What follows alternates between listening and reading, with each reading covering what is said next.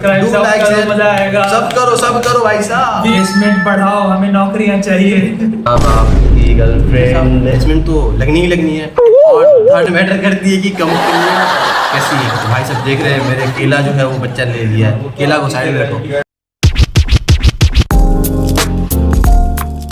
Alright, so hey guys, welcome back to my channel vlog again। तो guys आज के video में होने वाली बहुत ही मजेदार चीजें। तो guys जैसा कि मैंने आपको पिछले वीडियो में बताया था कि हम लोग करने वाले हैं इंटरव्यू, पॉडकास्ट या फिर कहें बातचीत विथ टॉपर्स। तो या गाइस, तो आज की वीडियो में हमारे साथ होंगे हमारे टॉपर, जिनके साथ हम लोग करेंगे बातचीत और उनका फर्स्ट ईयर का एक्सपीरियंस जानने की कोशिश करेंगे कि कैसा रहा उनका फर्स्ट ईयर का सारा एक्सपीरियंस। तो गाइस आप लोग भी बहुत ज़्यादा चाहते थे कि इस टाइप का कुछ कंटेंट में बनाऊं। सो या गाइस, तो हमारे साथ पेश हैं हमारे बायोमेडिकल के टॉपर जी। तो तालियों से स्वागत करिए उनका। सो या गाइस, ये हैं हमारे टॉपर साहब, भाई साहब टॉपर, बड़े लोग, बड़े तो या गाइस, तो ये हैं हमारे बायोमेडिकल के टॉपर साहब। देख सकते हैं कितने ज़्यादा सीधे हैं, कितने ज़्यादा अच्छे हैं, कितने अच्छे हैं पढ़ाई में बहुत ज़्यादा, इसीलिए टॉपर हैं। और हम कहाँ और ये कहाँ।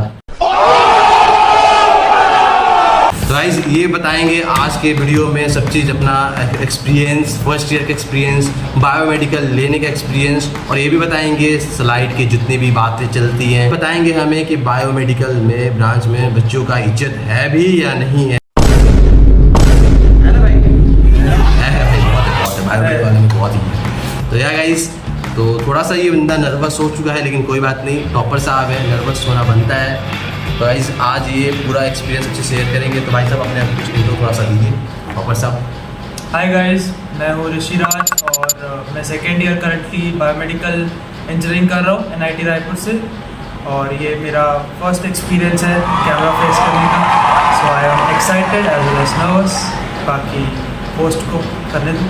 तो जी गाइस, जैसे कि आप लोगों को पता है कि टॉपर जो है वो कैमरा के सामने नहीं आते हैं, किताबों के सामने आते हैं।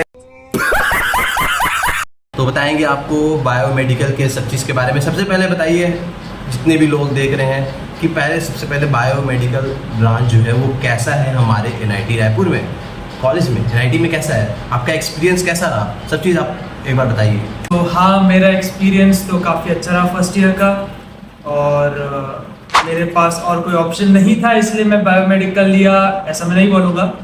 मेरे पास ऑप्शंस थे, बट मैंने रिसर्च ओरिएंटेड होकर बायोमेड को as a career opportunity choose किया। सो हाँ, ओवरऑल एक्सपीरियंस मेरा फर्स्ट ईयर का काफ़ी अच्छा रहा। काफ़ी सारे कनेक्शंस बने, काफ़ी सारे सीनियर्स, काफ़ी दोस्तों को मैंने फर्स्ट ईयर में एक्वायर किया। सो हाँ, तो सबसे पहले आप बताइए कि क्या बायोमेड लेना वर्थ इट रहा आपके लिए? वर्थ इट की बात करूं तो हाँ, मानता हूं प्लेसमेंट NIT रायपुर में उतने अच्छे नहीं है, बट हम ये नहीं कह सकते कि अपॉर्चुनिटीज़ बायोमेडिकल फील्ड में है ही नहीं।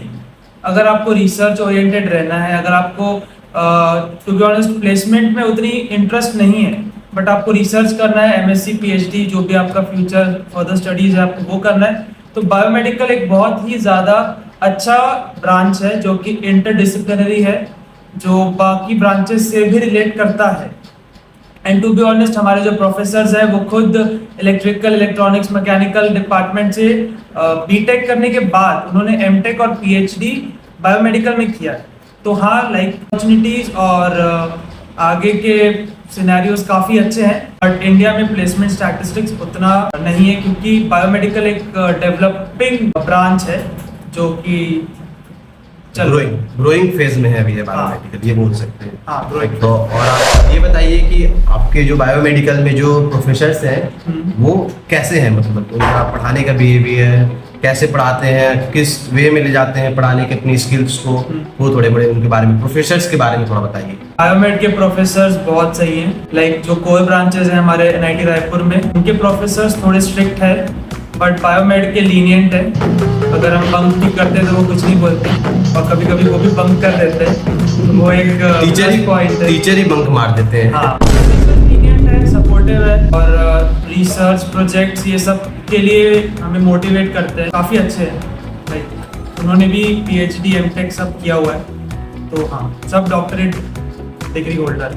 अच्छे ही होने चाहिए टीचर्स प्रोफेसर्स। हमारे ब्रांच वाले तो बंक मारने देते नहीं है तो भाई देख लो, बायोमेड में जाना है तो एक बंक का एक अपॉर्चुनिटी रहेगा मिलने का ज़्यादा से ज़्यादा। अब जब से आया हूँ मैं तो देख रहा हूँ क्लास ही नहीं जा रहा है भाई साहब। सेकेंड ईयर की अभी तक सिर्फ 3-4 क्लास ही हुई है। 3-4 क्लास की है। तो अब हमारा अगला क्वेश्चन है इनसे, आपने फर्स्ट ईयर में कौन कौन सी टॉपिक्स मतलब क्या क्या बायोमेड से रिलेटेड चीज़ें पढ़ी? थोड़ा जो बायोमेड लेने वाले हैं उनको थोड़ा एक आइडिया मिल जाएगा, ब्रीफ आइडिया मिल जाएगा कि हम लोग क्या क्या फर्स्ट ईयर में पढ़ सकते हैं और इससे क्या क्या हमारे फ़ायदे आगे बढ़कर होने वाले हैं 4 सालों में। देखो, बेसिकली सारे फर्स्ट ईयर के जो ब्रांचेस होते हैं उनमें सब्जेक्ट सेम रहता है, कॉमन रहता है। हमारा था फिजिक्स, केमिस्ट्री, इकोलॉजी, मैथ्स और डीएसए, कंप्यूटर प्रोग्रामिंग, और एक सब्जेक्ट था बेसिक बायोमेडिकल इंजीनियरिंग, जो एक बेसिक आइडिया देते हैं कि आपको सेकेंड, थर्ड, फोर्थ ईयर में पढ़ना क्या है। और हमारा इंजीनियरिंग ग्राफिक्स था, वर्कशॉप, योगा, हेल्थ, ये सब जो रहते हैं। फर्स्ट ईयर में सारी चीज़ें कॉमन ही है, मतलब सारे ब्रांचों से अगर रिलेटेड किया जाए तो सारी ब्रांचों वाली सब कॉमन ही है। जैसे कि मेरी भी ब्रांच में थी तो ये सारी चीज़ें थी, बस एक एक्स्ट्रा आई है जो कि है बेसिक बायोमेड इंजीनियरिंग, राइट। हाँ, तो ये जो है वो आप लोगों को पढ़नी पड़ेंगी, जिससे आपको आगे में सेकंड, थर्ड, फोर्थ ईयर से आपको पूरा एक्सपीरियंस मिलेगा। तो आपने बोला सेकंड ईयर में क्लास नहीं किया, लेकिन सेकंड ईयर में आप लोग थोड़ा जानने की कोशिश किया होगा बायोमेड के बारे में, सब्जेक्ट के बारे में। तो क्या क्या है थोड़ा एक बार बताइए। सेकेंड ईयर में हमारा टोटली इलेक्ट्रॉनिक्स और इलेक्ट्रिकल के सब्जेक्ट्स आते हैं। नेटवर्क एनालिसिस हो गया, एनाटॉमी फिजियोलॉजी हो गई, देन ट्रांसड्यूसर्स एंड सेंसर्स हो गए, देन सिग्नल एंड सिस्टम्स हो गए। ऐसे ही सब्जेक्ट्स होते हैं और 2 लैब होते हैं।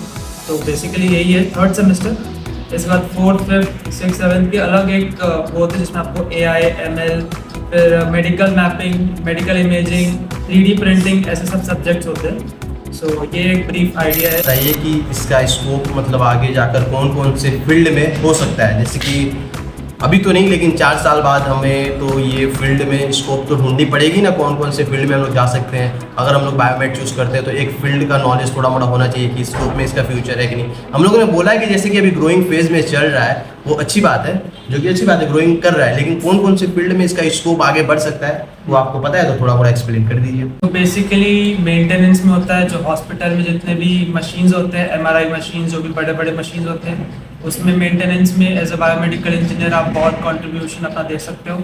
सेकंड सेल्स होता है। थर्ड आपका क्या होता है? R&D। हाँ, मुझे भी पता है थोड़ा। हाँ। थर्ड रिसर्च एंड डेवलपमेंट, जो मैंने कहा था कि रिसर्च फील्ड बहुत ही ज़्यादा वाइड है। उसके बाद आप डेटा एनालिस्ट के जॉब के लिए अप्लाई कर सकते हो, जो कि यहाँ पर होता है NIT रायपुर में। देन सॉफ्टवेयर डेवलपर, SD के लिए आप एलिजिबल होते हो बीइंग अ बायोमेडिकल इंजीनियर। और फिर यही होता है, लाइक आप रिसर्च फील्ड में आप जा सकते हो, PhD MTech करके आप प्रोफेसर बन सकते हो। लाइक आप NGOs के साथ जुड़ के, जो कि रूरल एरियाज होते हैं, उसमें मेडिकल साइंस के जो डिवाइसेस होते हैं उसको आप अवेयरनेस फैला सकते हो कि कैसे यूज़ किया जाता है। क्योंकि कई सारे जगह होते हैं जहाँ पर नॉलेज नहीं होती है कि उन इंस्ट्रूमेंट्स को कैसे यूज़ किया जाए।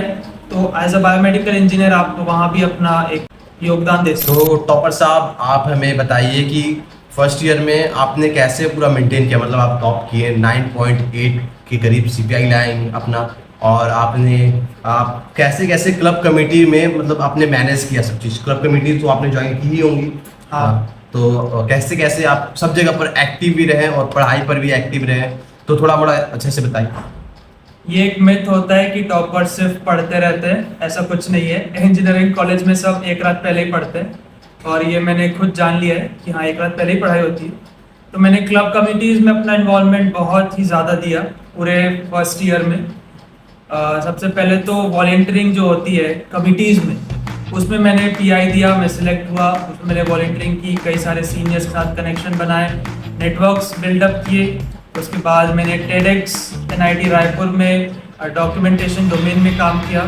लाइक उसमें कई सारे स्पीकर्स से हमने मिला, लाइक और बेबीलोन में पार्टी भी हुई, वो भी फ्री ऑफ कॉस्ट, वो एक अनदर पर्क है। उसके बाद फिर नृत्यम द डांस क्लब, उसमें मैं as a media and publicity domain में अपना काम किया। उसके बाद मैंने शौर्य कमेटी जो कि स्पोर्ट्स कमेटी है, उसमें मैंने काम किया। और अभी आगे और भी लाइक क्लब्स कमिटीज़ होंगे। तो हाँ, क्लब कमिटीज़ सबसे ज़्यादा इम्पोर्टेंट होते हैं कॉलेज में। भले आप टॉपर हो या ना हो, बट अगर आप क्लब कमिटीज़ में हैं, आपका सोशल नेटवर्क बहुत ही अच्छा है कॉलेज में, तो टू बी ऑनेस्ट आपके प्लेसमेंट, आपके इंटरव्यूज़ में ये बहुत ही बेनिफिट देगा। तो भाई साहब ये तो बहुत ज्यादा एक्सपर्ट निकले। एक तो टॉपर भी है, ऊपर से इतनी सारी क्लब कमेटी आपको इन्होंने गिनवा दी है भाई साहब। 3-4 कमेटी क्लब कमेटियां में है, जबकि मैं तो एक भी में नहीं।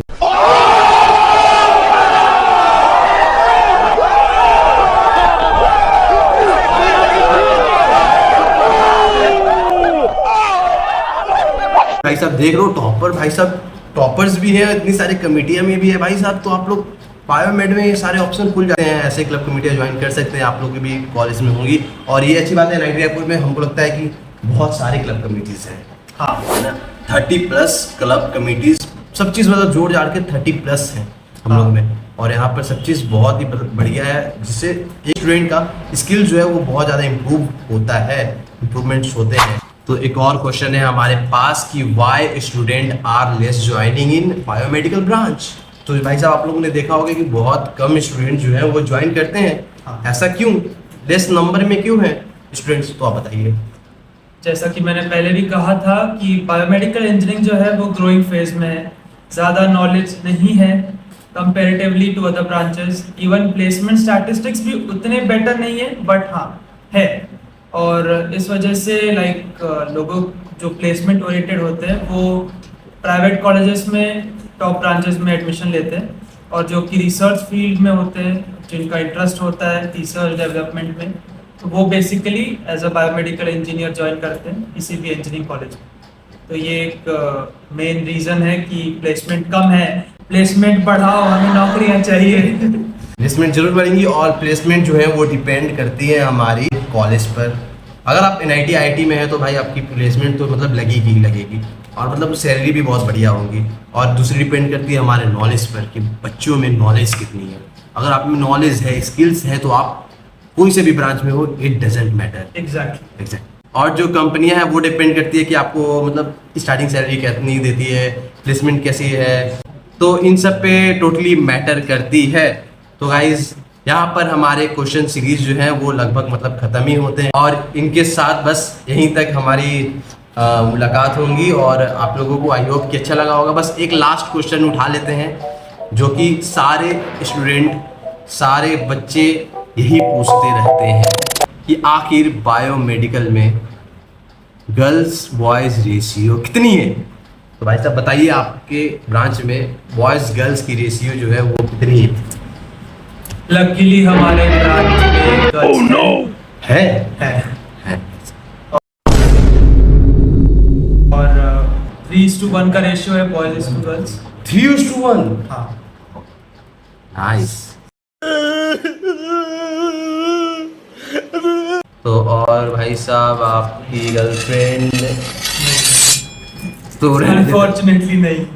तो रहने देते हैं फिर यहीं पर। ये बातें आप ना करें तो बेहतर ये होगा। बातें ना करें तो ही बेटर है। ये एक एजुकेशनल वीडियो है। एजुकेशनल वीडियो है तो हाँ। एजुकेशनल ही रहने देते हैं। तो या गाइज आई होप कि आप लोगों को वीडियो हमारी अच्छी लगी होंगी। तो गाइज अगला कौन सा ब्रांच लेना है आप लोग कमेंट में जरूर से जरूर बताइएगा। मैं उस पर उनके टॉपर्स को बुलाऊंगा और उनके साथ बातचीत करूंगा। तो गाइज कमेंट में जरूर बताइएगा। और हाँ, मिलते हैं आपसे।